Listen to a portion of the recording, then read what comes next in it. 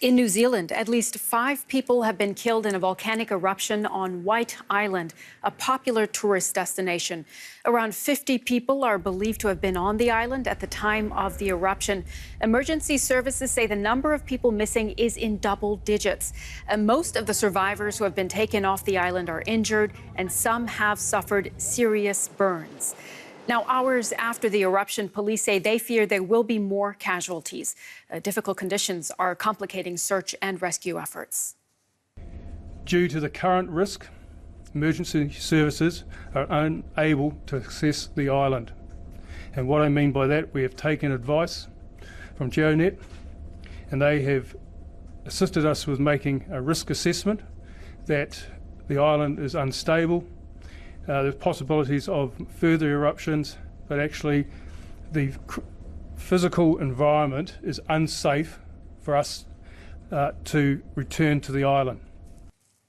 All right, let's get the latest on this story now. We can speak to journalist Carissa Paramita. She's in Auckland in New Zealand. Hi, Carissa. Thank you for joining us.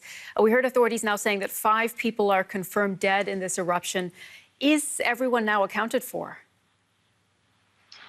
Zumi, unfortunately, the number is likely to be higher, as up to 27 people are still unaccounted for on White Island, New Zealand's most active cone volcano, after it erupted around Monday afternoon local time. 5 people are now confirmed dead, 1 confirmed to be a young man from a town across the island.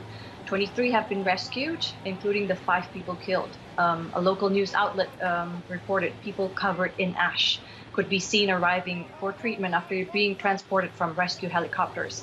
At least 20 of those rescued were injured, 7 critically, with burns being the main injury. It was confirmed that there was a number of tourists on or around the island at the time of the explosion, including New Zealanders and people from overseas. Zumi.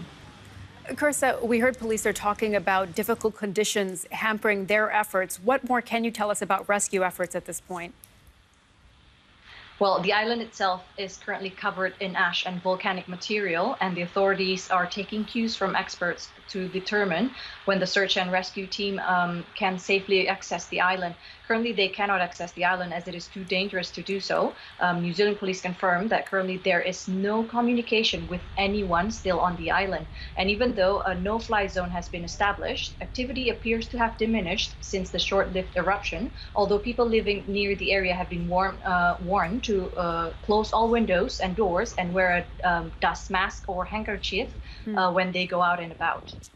Were there any warning signs before this eruption? In October, it was reported that volcanic activities on the island were at the highest level since 2016, possibly suggesting the volcano was entering a period where an eruption was more likely. Earlier, a member of the press asked Prime Minister Jacinda Ardern on why there are still tourists within the area. She responded by saying there will be time for questions about how appropriate it was for people to be on the island, given the heightened alert level. But at this moment, the focus needs to be on the search and rescue operation. Zumi. Journalist Carissa Paramita speaking to us from Auckland. Thank you very much for that update.